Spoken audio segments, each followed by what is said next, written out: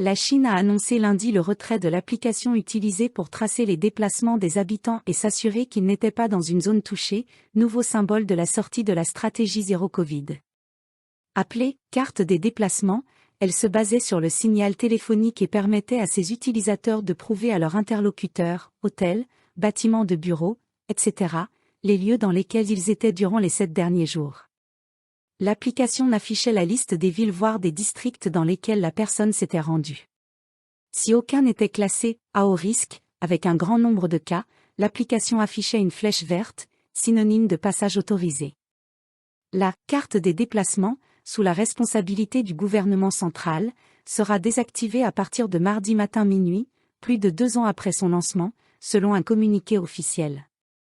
Cette décision intervient moins d'une semaine après l'annonce par la Chine d'un assouplissement soudain et radical des mesures sanitaires, un éloignement très net de sa politique « zéro Covid » destinée à éviter tout décès.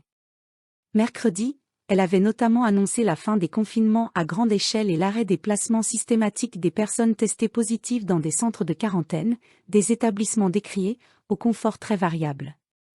Si le nombre officiel de nouveaux cas chute ces derniers jours, il ne reflète toutefois pas la réalité de la vague épidémique actuelle.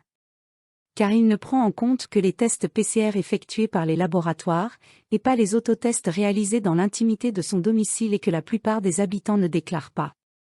Une des principales figures en Chine de la lutte contre le Covid, le spécialiste des maladies respiratoires Zhong Nanshan, a indiqué dimanche que le variant Omicron se propageait rapidement, désormais dans le pays.